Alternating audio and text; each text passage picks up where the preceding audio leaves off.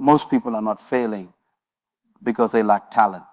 They are failing because they are working on the wrong things, not with the wrong intensity, at the wrong level of seriousness.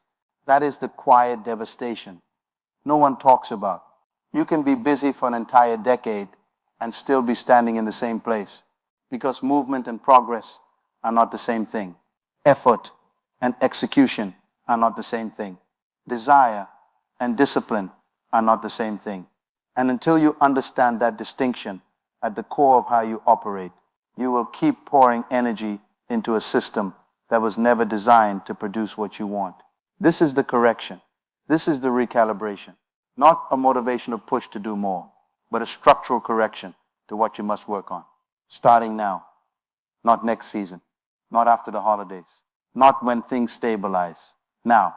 Because the truth about timing is this, not the right moment has already passed several times. What remains is your decision to treat this moment as the one that counts. There is a design principle in engineering that states moment as the one that counts. A structure will always perform according to the quality of its foundation, not the ambition of its architect. You can draw the most extraordinary blueprint. You can source the finest materials. But if the ground beneath it was never properly prepared, everything above it is already condemned. This is not pessimism. This is physics. And the same law governs human performance. Most people are building their careers, their relationships, their health, and their futures on foundations that were never properly laid. They started the construction before they finished the preparation, and now they are confused by the cracks. This speech is not about adding more floors to a crumbling structure. It is about going back to the ground, identifying what was skipped, and working on it immediately. The first thing you must work on immediately is your relationship with discomfort, not the performance of tolerating it, not the social media declaration of embracing it, the actual private daily practice of choosing it. Discomfort is the mechanism through which every form of growth is manufactured. There is no biological, psychological, or economic evidence that lasting capability is built in comfort. None. The body does not build muscle without resistance. The mind does not build clarity without pressure. The character does not build depth without difficulty. These are not motivational theories. They are operational facts about how living systems develop. A steel beam is not strong because it was kept safe. It is strong because it was subjected to extreme heat until its molecular structure reorganized into something that could bear weight. You are no different.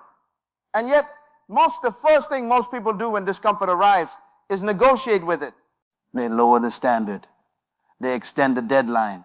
They find a reasonable explanation for why this particular moment deserves rest. The work you must do here is not about suffering. It is about re-engineering your response to difficulty. Every time you feel resistance and move toward it anyway, you are not just completing a task. You are restructuring your internal architecture. That restructuring done consistently over time is the only known method for producing a human being who is capable of executing at a level that most people only admire from a distance. The second thing you must work on immediately is the precision of your focus, not the quantity of your goals, or not the precision. There is an economic principle that governs the allocation of scarce resources, and your attention is the scarce resource you possess. Every hour of fractured attention is a direct withdrawal from your potential.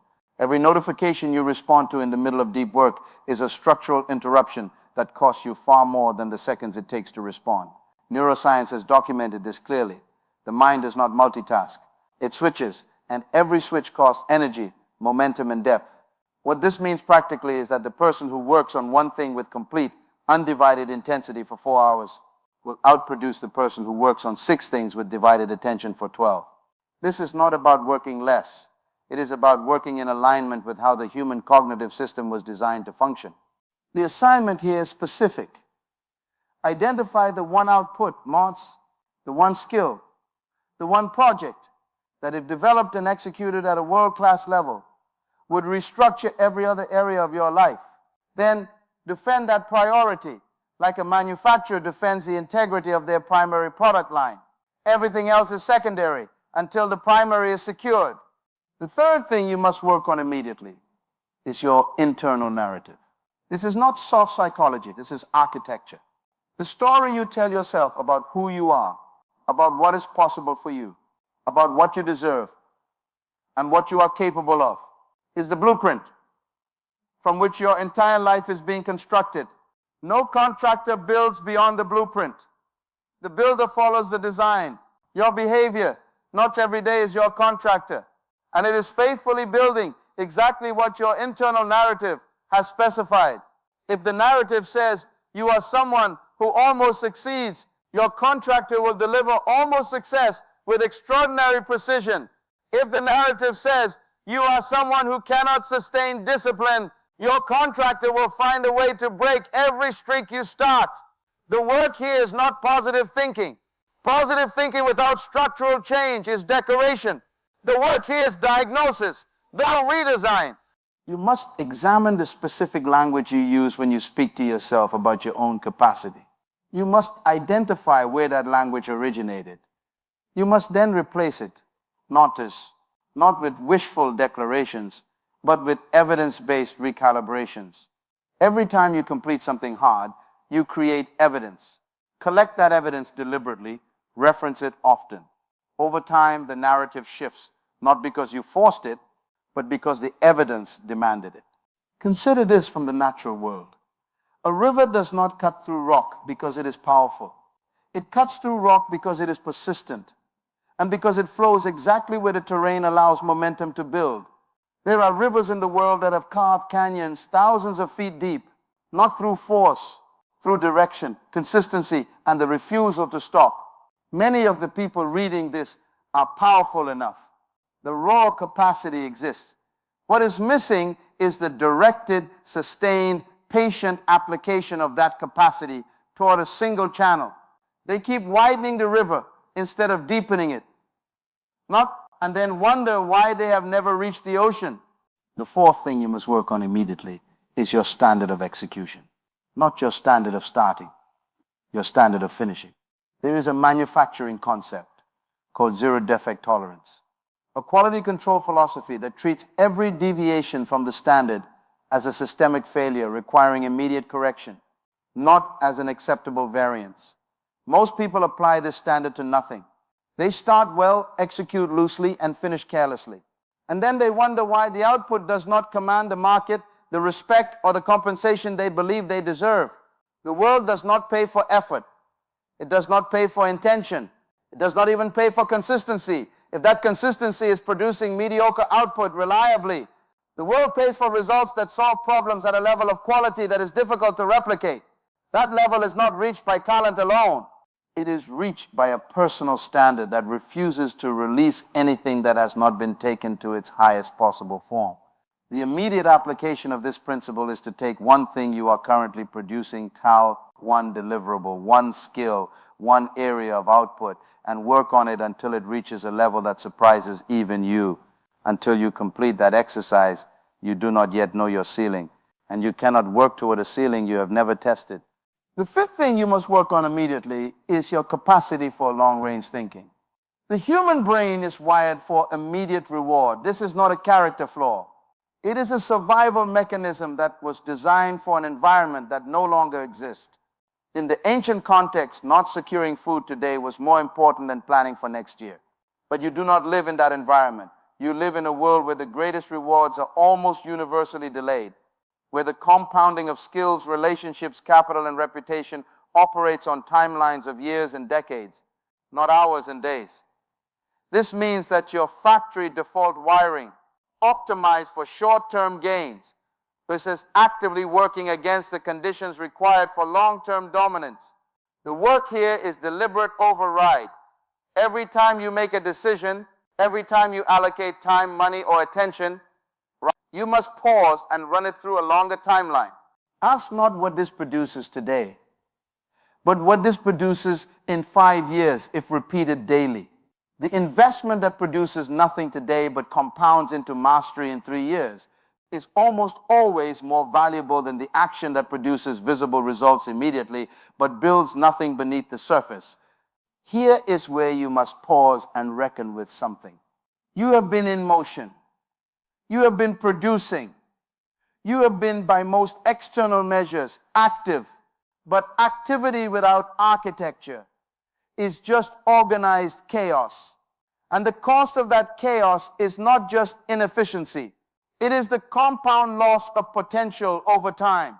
Every year you spend executing without a long-range framework is a year that your future self will have to compensate for with harder work, at a higher cost, under greater pressure. The person who designs their direction at 25, works that design at 26, and refines it at 27, will arrive at 35 in a position that the person who improvised through those same years cannot reach, regardless of effort. This is not fate, this is mathematics. Compounding works in both directions. Every year of directed effort compounds into capability and position. Every year of undirected effort compounds into exhaustion and stagnation. The question you must answer right now is not, which direction is your current life compounding toward? The sixth thing you must work on immediately is your relationship with accountability. Real accountability, not the version where you inform people of your goals and they applaud you. The version where your performance is measurable, where deviation is visible, and where the cost of inconsistency is real. There is a governance principle in high-performing organizations called the accountability chain, a structural design where every level of the organization is required to produce measurable outcomes and defend them against an objective standard. This is not cruelty. This is precision. Organizations that operate without this chain drift. They become comfortable with approximate results and imprecise timelines, and they eventually lose ground to smaller, leaner, more accountable systems. You are an organization. You have departments, yes, health, finance, skill, relationships, output. Each of those departments must be held to a standard once, measured at defined intervals, and corrected when the results fall below the required threshold. The work here is to build the measurement system, not to feel bad about past performance, but to create a structure where future performance has nowhere to hide. Clarity produces accountability. Accountability produces consistency. Consistency produces results that cannot be explained away. The seventh thing you must work on immediately is the quality of your environment, not the aesthetics of it, the structural influence of it. There is a principle in behavioral science that states the environment shapes behavior more powerfully than intention. This has been tested repeatedly across contexts. The same individual placed in two different environments will produce measurably different behaviors, not because their character changed, but because the environmental cues, the social norms, and the structural incentives changed. You are not as autonomous as you believe. Your environment is constantly shaping what feels normal, what feels possible, and what feels required. This means that working on yourself in an environment that was designed to keep you where you are is like trying to manufacture precision instruments in a room full of dust. The contamination is invisible, but the damage to the output is real. The immediate application is an environmental audit. Examine your physical space, your digital environment, your social circle, and your daily information diet. Ask to probe. Does this environment produce the version of me I am trying to build? To probe, or does it continuously reinforce the version I am trying to leave behind? Then make one structural change, not 20. One deliberate change that places you in closer proximity to the conditions your future requires. There was a manufacturing facility that produced components for aerospace engineering. Every part they built was tested under conditions far more extreme than the part would ever actually encounter in use. The logic was architectural. If the component performs reliably under maximum stress, it will perform effortlessly under normal conditions. The parts that failed were not defective in the ordinary sense. They were manufactured in environments that were not demanding enough. The testing conditions were too comfortable. And so the weakness was never discovered until it was too late. You are being tested by life in the same way. And the environments that are too comfortable are not protecting you. They are allowing your weaknesses to remain invisible until those weaknesses encounter real conditions. And by then, the stakes are higher and the cost of failure is greater. The eighth thing you must work on immediately is the skill of recovery. Not rest, recovery. These are not the same thing. Rest is passive. Recovery is active. In elite athletic performance, recovery is a structured, deliberate phase of the training process designed to return the system to full operational capacity, not just to reduce fatigue. The difference matters because a system that does not recover fully cannot perform at maximum output in the next cycle. It performs at a percentage of its capacity. And if the cycle repeats without recovery, each subsequent performance is reduced until the system breaks. Most high-performing people understand how to push. They do not understand how to recover. They confuse their ability to continue with the wisdom to stop, replenish, and return stronger.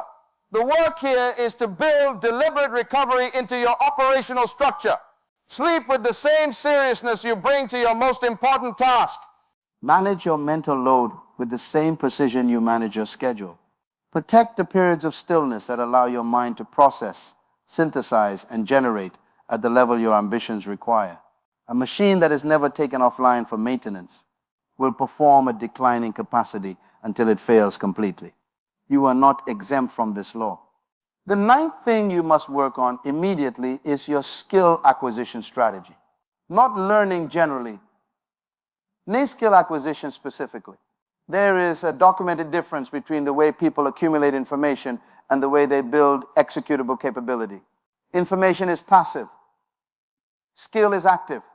You can consume an enormous volume of content about a subject and still be unable to perform in that subject under pressure, because performance is not a function of knowledge. It is a function of practice, specifically deliberate practice, which is the precise repetition of a specific component of a skill at the edge of current ability, with immediate feedback and correction.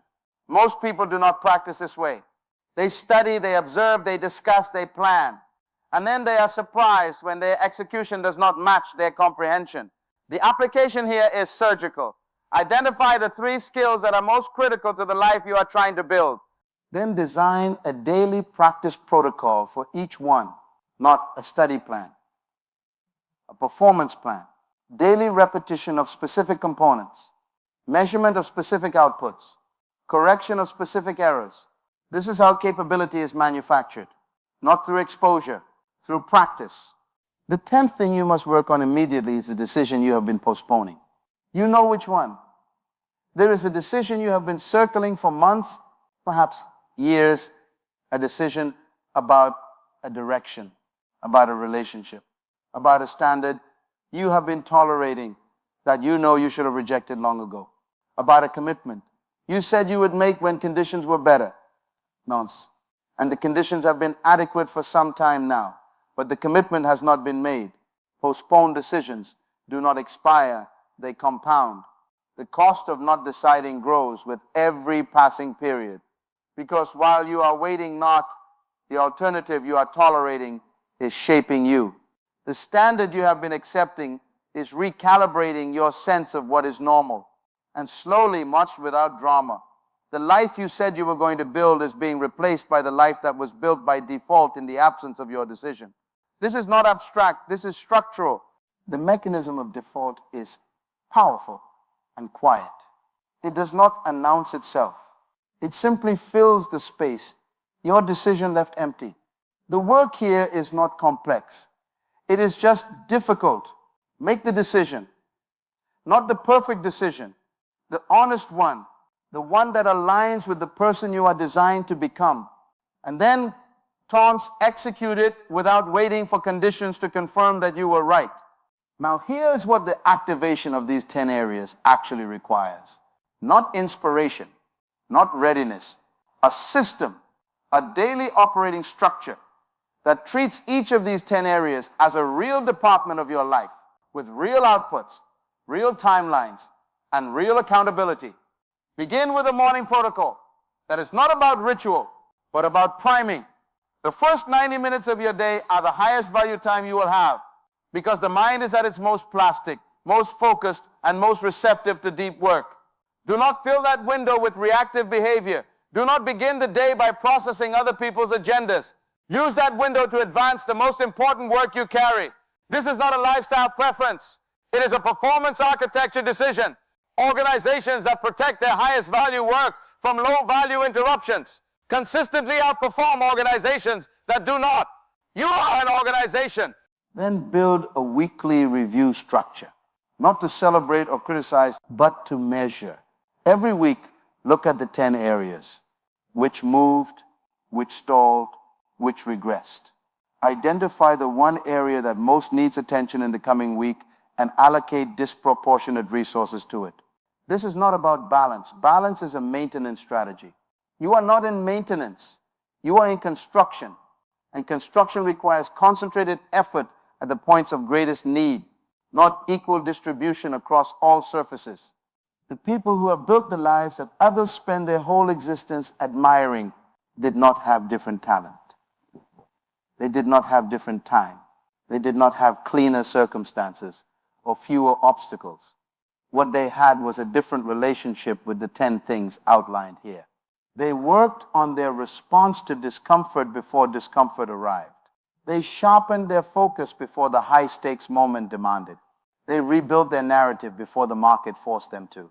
They raised their execution standard before a competitor made it necessary. They thought long before the short-term losses made long thinking obvious. They built accountability before failure demanded it. They redesigned their environment before their habits calcified. They prioritized recovery before breakdown forced them to. They built skill before opportunity required it. And they made the hard decision before the cost of delay became catastrophic. That is the difference. Not talent, timing of preparation, relative to timing of demand. The structure of life does not apologize for its requirements. It does not grant extensions for unreadiness. It does not lower its standards to accommodate your schedule. It operates at a constant, indifferent precision, not rewarding alignment and exposing misalignment, without malice and without mercy. What this means for you is simple. The question is never whether life will demand these things from you. It will. The question is whether you will have worked on them in advance, or whether you will be introduced to their necessity at the worst possible moment, under the worst possible conditions, when the cost of learning is the highest it will ever be. Preparation is not optional. It is the only rational response to a system that rewards readiness. So here is what you do. Not tomorrow, today.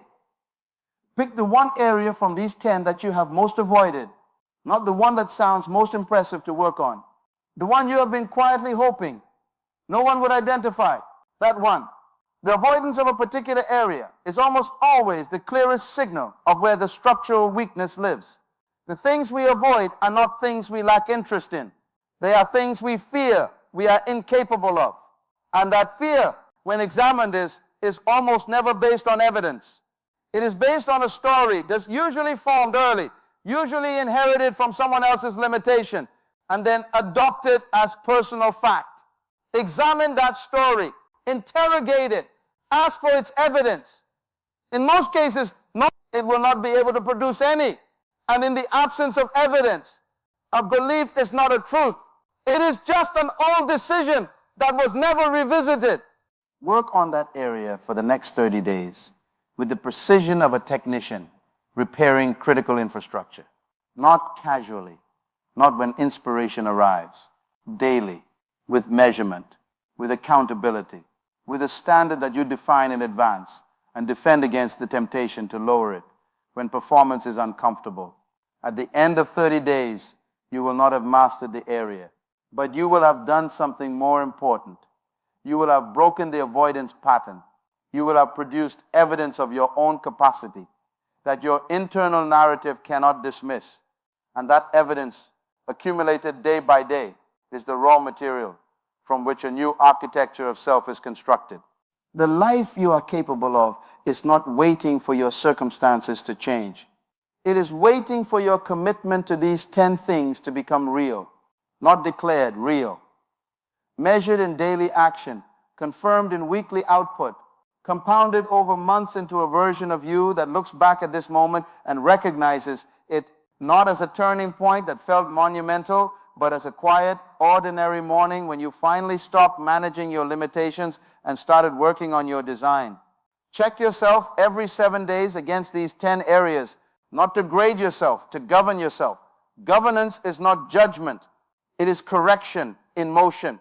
And the person who corrects early bills a small price.